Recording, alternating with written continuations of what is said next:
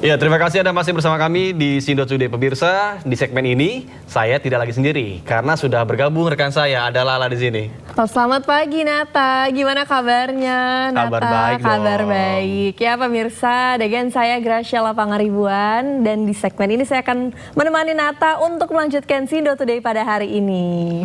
Ya pemirsa, tersangka dugaan fitnah ijazah Jokowi, Roy Suryo mengajukan pra-peradilan ketiga terkait dengan ganti rugi imbas dari penangkapan dan juga penahanan yang dinilai tidak sah.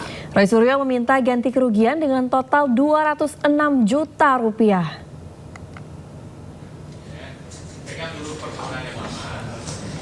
Sidang pra-peradilan ketiga Roy Suryo digelar di Pengadilan Negeri Jakarta Selatan pada Rabu siang. Dalam permohonannya, Roy Suryo mengaku mengalami kerugian material dan imaterial imbas upaya paksa penangkapan dan penahanan terhadap dirinya. Jika dirincikan dalam permohonannya, kerugian material yang dialami Roy Suryo sebesar 106 juta rupiah, sedangkan kerugian imaterial sebesar 100 juta rupiah. Dan jika ditotal, Roy Suryo meminta ganti kerugian dengan total 206 juta rupiah. SHMH LLM, Kombes Pol Yaya Satya Negara SHMH, Ristam BP Simbolon SHMH, RDA. Ya, pegang dulu permohonannya Mama. Ya pemirsa, untuk mengetahui situasi terkini di Pengadilan Negeri Jakarta Selatan, kami sudah terhubung dengan rekan Salam Pulungan dan juru kamera Dede Rudi. Selamat pagi, Salam. Apa yang menjadi agenda sidang pra-peradilan Roy Suryo pada hari ini? Silakan dengan laporan Anda. Ya, Nata, Lala, dan juga pemirsa, rencananya pada pukul 9 pagi hari nanti sidang pra-peradilan Roy Suryo dengan agenda jawaban atas termohon begitu ataupun juga jawaban pihak termohon atas permohonan pra-peradilan yang diajukan oleh Roy Suryo ini akan berlangsung di Pengadilan Negeri Jakarta Selatan, di mana dalam persidangan kali ini pihak termohon ini akan menyampaikan tanggapan atau bantahan terkait dengan dalil-dalil yang sebelumnya disampaikan oleh pihak ataupun juga kubu Roy Suryo, di mana permohonan pra-peradilan ini memang berkaitan erat dengan proses hukum yang dijalankan penyidik dalam perkara dugaan fitnah dan juga pencemaran nama baik terkait dengan ijazah Presiden ke-7 Joko Widodo, di mana nantinya juga pihak Roy Suryo ini melalui kuasa hukumnya juga mengajukan sejumlah dalil yang mempermasalahkan terkait dengan keabsahan proses hukum yang dilakukan oleh aparat penegak hukum, di mana nantinya juga kita akan dengarkan secara seksama bagaimana dalil-dalil bantahan yang akan disampaikan oleh pihak termohon terkait dengan sidang yang akan digelar pada pukul 9 pagi nanti. Dan memang untuk suasananya sendiri di kawasan Pengadilan Negeri Jakarta Selatan saat ini juga memang masih terpantau lenggang dan juga sepi, karena memang untuk persidangan ini baru akan dibuka untuk ruangan sendiri pada pukul 9 pagi nanti, dan kita akan dengarkan secara seksama bagaimana nantinya tanggapan ataupun juga bantahan yang akan disampaikan oleh pihak termohon terkait dengan sidang pra-peradilan yang akan digelar pada pagi hari nanti. Nata, Lala. Baik, terima kasih Salam Pulungan dan juru kamera Dede Rudi melaporkan langsung dari Pengadilan Negeri Jakarta Selatan. Selamat bertugas kembali. Pemirsa, Bupati Pemalang, Anong Widiantoro dan juga 20 orang lainnya terjaring operasi tangkap tangan KPK. Selain mengamankan puluhan orang, KPK juga mengamankan barang bukti uang tunai 2 miliar rupiah. Bu Novi, kemana Bu? KPK melakukan operasi tangkap tangan terhadap Bupati Pemalang, Anom Widiantoro, dan 20 orang lainnya. Dalam operasi ini, KPK juga mengamankan barang bukti uang tunai 2 miliar rupiah. Juru bicara KPK Budi Prasetyo mengatakan uang tunai yang disita merupakan barang bukti yang didapat dari 3 lokasi penangkapan di Jakarta, Kabupaten Pemalang, dan Kabupaten Purworejo. Budi menjelaskan operasi senyap ini diduga berkaitan dengan penerimaan-penerimaan dari proyek yang diterima Bupati Anom. Penerimaan ini diduga berkaitan dengan proyek di lingkungan pemerintah Kabupaten Pemalang hingga dalam jual beli jabatan. Di mana dalam rangkaian peristiwa tertangkap tangan tersebut, tim mengamankan sejumlah 21 orang. 5 orang diamankan di Jakarta, 15 orang diamankan di Pemalang, dan 1 orang diamankan di Purworejo. Adapun dari 21 orang tersebut, nantinya 12 orang akan dilakukan pemeriksaan lebih lanjut di gedung KPK Merah Putih. Dari 12 orang tersebut, 5 diantaranya yang diamankan di Jakarta saat ini sudah dilakukan pemeriksaan di Gedung Merah Putih. Sebanyak 7 orang yang terjaring dalam OTT Bupati Pemalang Anom Widiantoro tiba di Gedung Merah Putih KPK Jakarta Rabu malam. Salah satu pihak yang ikut diamankan adalah istri Anom, Nur Faizah Manovi. Di hotel katanya sama anak angkatnya Bu ya, bener nggak Bu? Ya, ini benar katanya gratifikasi sama uang. Faizah memilih bungkam saat ditanya mengenai perkara yang membuatnya ikut terjaring OTT. Iya, tapi ngomong dulu dong. Selain Nur Faizah, turut dibawa Camat Pemalang Prasetyo Widyatmoko, orang kepercayaan Bupati Haris Jayantaka, Kepala Dinas PUPR Joko Tri Asmoro, Ajudan Ketua TPPKK Vera, serta Bagian Umum Setda Eko Daryanto. Tim Liputan iNews melaporkan. Pemirsa, penyidik tindak pidana khusus Kejaksaan Tinggi Jawa Timur menahan Kepala Badan Bidang Geologi dan juga Air Tanah Dinas SDM Provinsi Jawa Timur karena diduga melakukan korupsi penghutan liar proses perizinan. Penyidik menyita barang bukti uang tunai dan perhiasan emas senilai 1,9 miliar rupiah.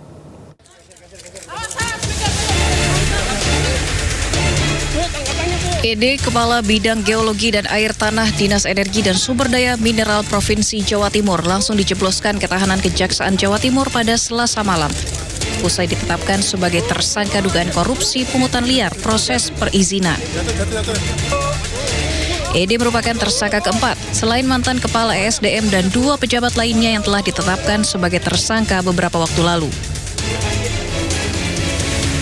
Aspidsus Kejati Jatim mengungkapkan bahwa peran ED menyalahgunakan wewenang dengan meminta sejumlah uang kepada pemohon izin di luar ketentuan terkait pemanfaatan air dan tanah dengan nilai total mencapai miliaran rupiah. Tersangka ED memerintahkan tersangka H selaku Ketua Tim Kerja Pengusahaan Air Tanah meminta sejumlah uang yang tidak sesuai dengan ketentuan atau pungutan liar pada 217 pemohon izin.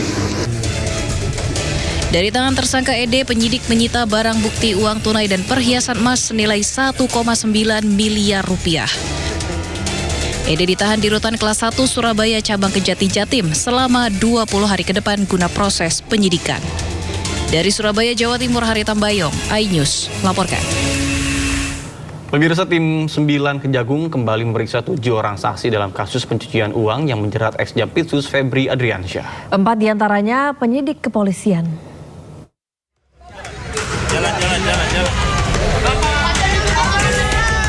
Setelah menetapkan ex-Jampitsus Febri Adriansyah sebagai tersangka korupsi dan pencucian uang, tim 9 Kejagung tancap gas memeriksa 7 orang saksi.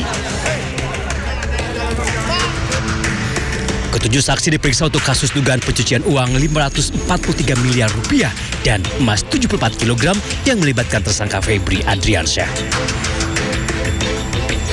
Kepala Pusat Penerangan Hukum Kejagung Anang Supriyatna menyebut dari 7 orang yang diperiksa, 4 diantaranya penyidik kepolisian. Anang juga menyebut pemeriksaan prasaksi dilakukan untuk memperkuat pembuktian perkara yang menjerat Febri Adriansyah. Kejaksaan Agung melalui tim penyidik tim 9 telah melakukan pemeriksaan terhadap 7 orang saksi terkait seprindik perkara TPPU yang melibatkan tersangka saudara FA. Adapun ketujuh orang saksi tersebut berdasarkan informasi dari penyidik telah hadir semua dan memenuhi panggilan penyidik. Di mana terdiri dari 3 orang pihak swasta dengan inisial WF, BM, dan H, serta 4 orang dari pihak penyidik kepolisian. Dan sampai saat ini, tim penyidik masih melakukan pendalaman pemeriksaan saksi-saksi guna memperkuat pembuktian dalam perkara dimaksud dan belum melakukan tindakan hukum lainnya. Kejagung telah menetapkan mantan Jampitsusnya Febri Adriansyah sebagai tersangka tindak pidana pencucian uang atau TPPU. Tim 9 menyebut dugaan TPPU dilakukan Febri saat dirinya menjabat sebagai jaksa di Kejaksaan Agung. Kini mantan orang penting di Kejaksaan Agung itu telah ditahan di rutan KPK. Tim Liputan iNews melaporkan. Pemirsa, sementara itu Febri Diansyah selaku kuasa hukum ex Jampitsus nyatakan tidak mendapatkan informasi terkait dengan kematian Sutrimo. Febri menyatakan menunggu keterangan kepolisian atas perkembangan kasus tersebut. Kami fokus di substansi perkara tadi. Saya juga tidak dapat informasi ya terkait dengan hal itu. Yang saya baca di media-media kan sudah ditulis dan Polda juga sudah mulai lakukan, saya nggak tahu itu penyelidikan atau seperti apa. Jadi mungkin memang lebih baik agar isunya nggak campur aduk ya. Lebih baik kita tunggu saja bersama-sama informasi resmi dari Polda, karena kami ini kan advokat untuk perkara di Kejaksaan Agung. Jadi kami tidak mungkin bicara lebih jauh dari itu. Pemirsa, polisi selidiki misteri kematian Sutrimo yang merupakan orang dekat ex Jampitsus Febri Diansyah. Sutrimo ditemukan tewas dengan mulut berbusa di depan klinik di Kebayoran Baru, Jakarta Selatan.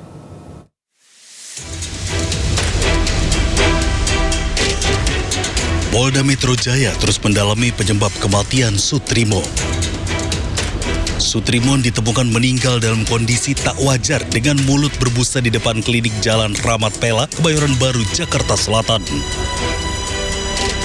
Meski belum menerima laporan resmi terkait kasus ini, namun polisi tengah menyelidiki dan mengumpulkan bukti baik di TKP maupun pencarian bukti dan informasi di sepanjang lokasi terkait kasus ini. Nah, Polda Metro Jaya pasti akan mendalami informasi sekecil apapun, apalagi terkait tentang hilangnya nyawa seseorang. Apakah itu wajar atau tidak wajar? Ini masih didalami. Pasti nanti kami akan sampaikan kepada teman-teman sekalian update terkini. Tapi yang paling utama adalah kami berterima kasih ada informasi ini berawal dari teman-teman media ataupun penggiat-penggiat media sosial. Sekecil apapun informasi pasti akan didalami oleh Polda Metro Jaya. Sebelumnya, Kamis minggu lalu, Sutrimo ditemukan warga dalam kondisi tak sadarkan diri dan mulut berbusa di halaman klinik Morden. Korban sempat dilarikan warga ke Rumah Sakit Muhammadiyah di Taman Puring, Kebayoran Baru, namun nyawanya tak tertolong. Dikabarkan sebelum meninggal, Sutrimo sempat menelpon saudaranya dan mengeluhkan sakit di bagian lambung. Dari Jakarta, tim liputan iNews melaporkan. Pemirsa, Presiden Prabowo Subianto melantik ribuan lulusan IPDN di Jatinangor, Sumedang, Jawa Barat. Presiden berpesan agar Pamong Praja harus bekerja untuk rakyat, disiplin dan jangan korupsi.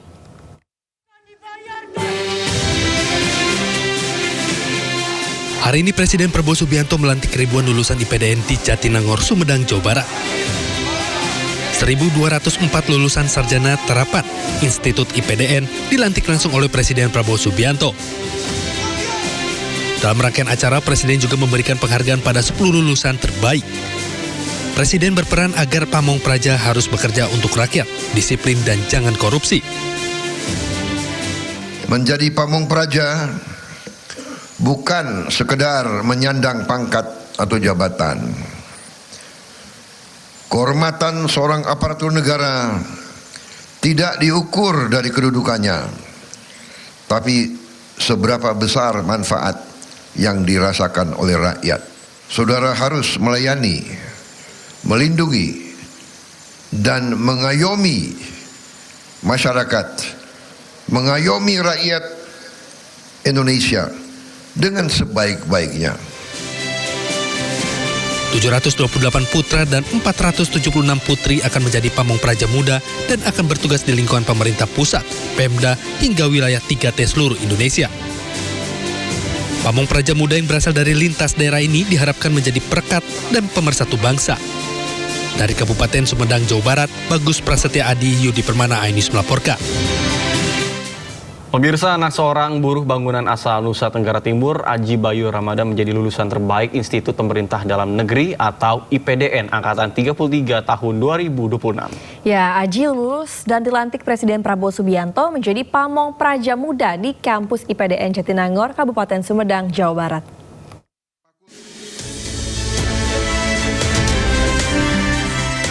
Sebanyak 1.204 Pamong Praja Muda yang dilantik di kampus IPDN Jatinangor, Kabupaten Sumedang, Jawa Barat. ada sosok Aji Bayu Ramadan yang menjadi perhatian saat pelantikan. Putra asal Nusa Tenggara Timur ini berhasil meraih penghargaan Kartika Astabrata sebagai lulusan terbaik IPDN Angkatan 33 tahun 2026. Di balik prestasi tersebut, ada kisah perjuangan keluarga sederhana yang bekerja sebagai buruh bangunan berhasil menorehkan prestasi lulusan terbaik. Dengan keterbatasan ekonomi bukanlah menjadi penghambat, tetapi justru menjadi motivasi untuk terus mengembangkan diri. Jadi perasaan saya setelah menjadi lulusan terbaik atau Kartika Astabrata, alhamdulillah, syukur saya panjatkan kepada Tuhan dan juga seluruh Sivitas Akademika, Bapak Presiden, Bapak Menteri Dalam Negeri dan juga jajaran. Ini membuat jadi sebuah penghargaan dan juga kehormatan bagi kami, Purna Praja Angkatan 33, untuk mendapatkan amanah, restu dan juga doa langsung dari pimpinan tertinggi yang ada di Indonesia. Semoga dengan ini kami tetap semangat dan dapat menempuh tugas menjadi pamong raja yang baik ke depan. Presiden Prabowo bangga lulusan terbaik IPDN berasal dari latar belakang keluarga biasa. Hal ini menjadi bukti bahwa seleksi yang dilakukan Kemendagri untuk IPDN berhasil. 10 lulusan terbaik dari angkatan ini semuanya berasal dari keluarga yang sangat sederhana.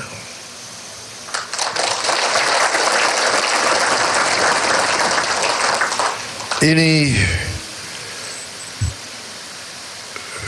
tadi saya disampaikan ada yang anaknya buruh,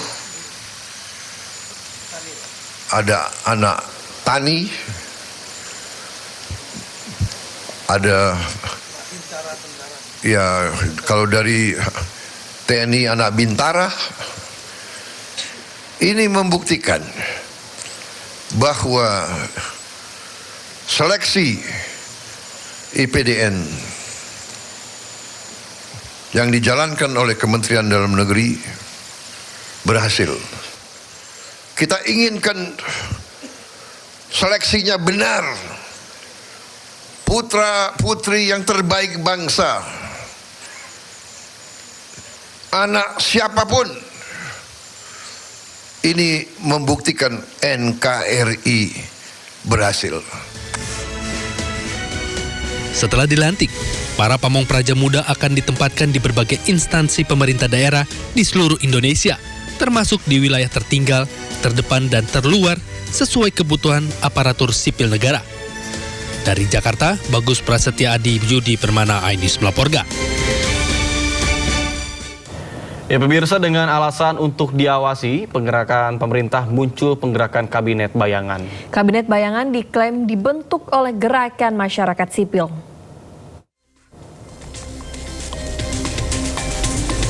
Mengadopsi konsep shadow cabinet, negara yang menganut sistem parlementer seperti Inggris, Australia, Kanada dibentuklah Kabinet Bayangan.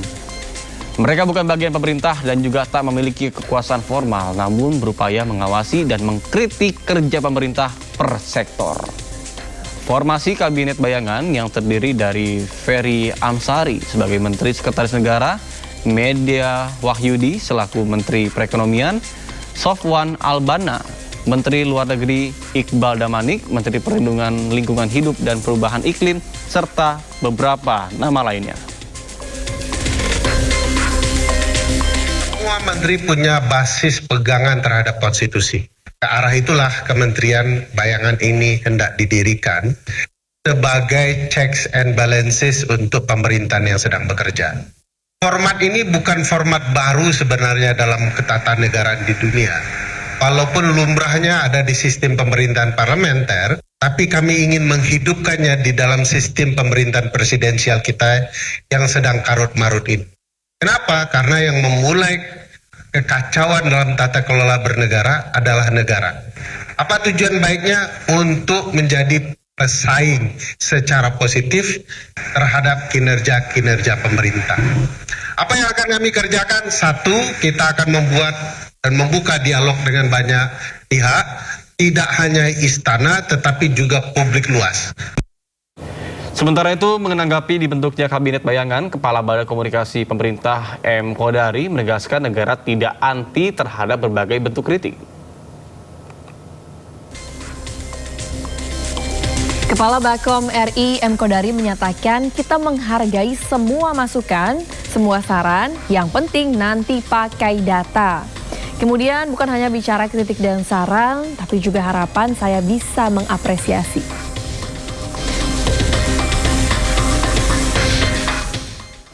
Pemirsa, jurnalis di berbagai daerah berunjuk rasa. Usai polemik label Londo Ireng yang dilontarkan Presiden saat pidato di Puncak Harlah PKB. Namun penasihat khusus Presiden bidang komunikasi Hasan Nasbi membantah narasi yang disebut menyudutkan profesi. Pidato tersebut merujuk pada oknum tertentu. Itu yang dulu kita sebut Londo Ireng.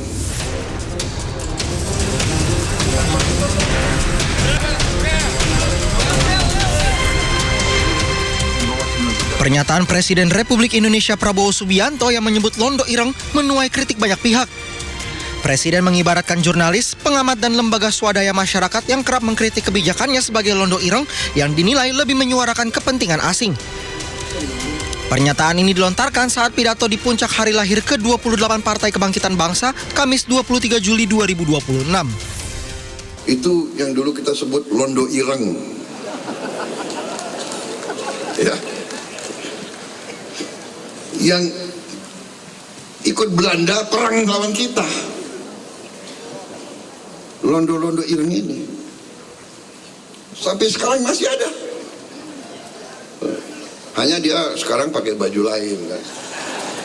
Wartawan, jurnalis, apa itu, pengamat, LSM. Dalam konteks, Londo Ireng atau berarti Belanda hitam merujuk pada pribumi yang dibayar untuk berkhianat pada bangsa sendiri, membela dan menjadi mata-mata Belanda di era penjajahan Belanda. Tak terima di label Londo Ireng, jurnalis di berbagai wilayah unjuk rasa. Di Solo, Jawa Tengah, puluhan jurnalis menilai labelisasi ini merendahkan martabat profesi jurnalis, mendelegitimasi kerja pers, dan berpotensi memperburuk iklim kebebasan pers di Indonesia.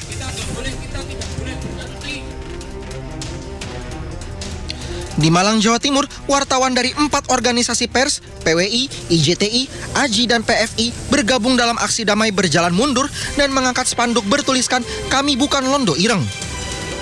Frasa Londo Ireng yang disematkan kepada wartawan dinilai sangat kontradiktif.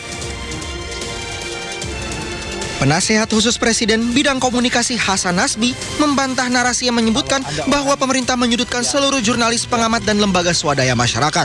Itu biasanya disebut sebagai pesan dasar yang dimaksudkan merujuk pada oknum tertentu yang memanfaatkan profesi itu demi kepentingan pihak asing. antek-antek asing. Itu pernyataan Presiden menurut saya lugas dan terang benderang. Tapi banyak di antara kita yang ingin memaksakan jalan satu arah menjadi jalan dua arah, sehingga melakukan kontraflow.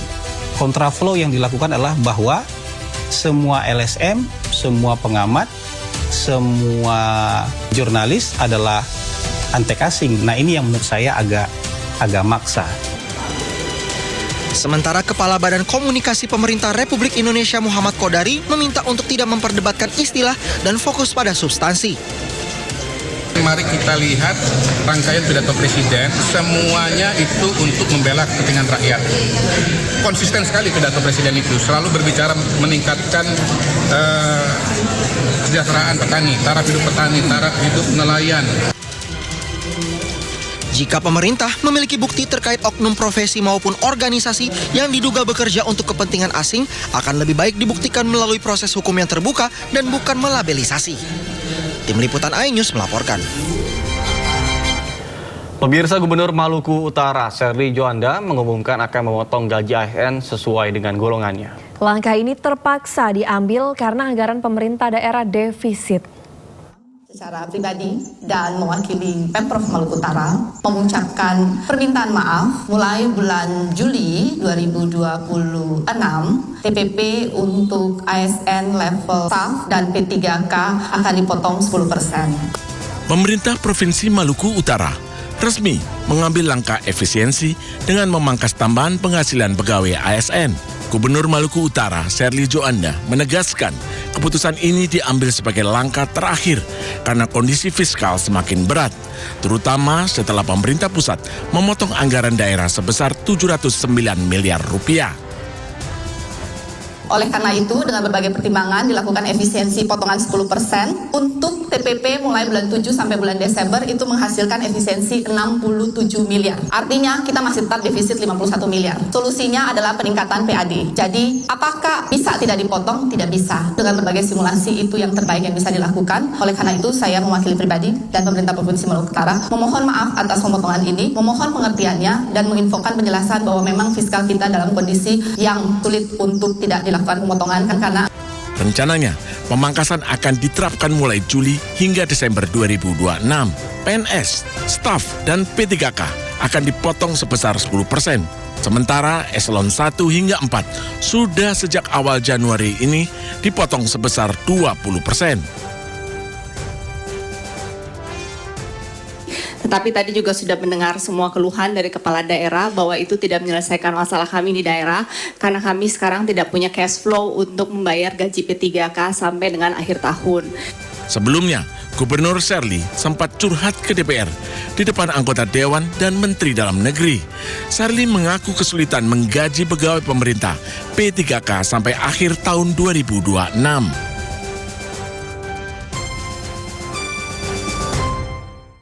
Pemirsa, Menteri Keuangan Republik Indonesia Purbayudi Sadewa merespon kabar yang menyebut dirinya masuk bursa calon gubernur Bank Indonesia yang baru menggantikan Peri Warjio.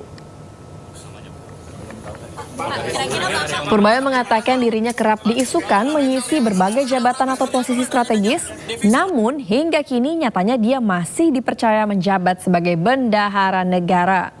Purbaya pun enggan berspekulasi terkait siapa yang bakal diusulkan Presiden Prabowo untuk mengisi kursi Gubernur Bank Indonesia yang baru. Ia pun tegaskan pemerintah akan mengikuti arahan Presiden terkait pengusulan calon Gubernur Bank Indonesia. Udah ada nama calon-calon gubernur baru, Pak? Saya nggak tahu. Belum ada namanya, Pak? Belum tahu. Dari Pak Purbaya ada rekomendasi nggak? Ada rekomendasi apa gimana, Pak? Rekomendasi seperti apa, Pak? Gimana? Kan isunya kan Bapak jadi kandidat salah satunya, Pak. Saya mas, isu abadi di isu pengesahan sini nggak pernah jadi. Rekomendasinya? Di sini jadi. Tapi Bapak mau, Pak? Ada rekomendasi. Tapi Bapak mau rekomendasi. jadi gubernur BI, Pak? Ini Pak Ridwan dulu ya. Kita ikutin perintah Bapak Presiden. Perintahnya? Belum ada perintah. Sejumlah korban diperkirakan masih terjebak di runtuhan mal di Kumamoto, Jepang akibat guncangan gempa besar. Informasinya usai jeda, tetaplah di Sindo Today.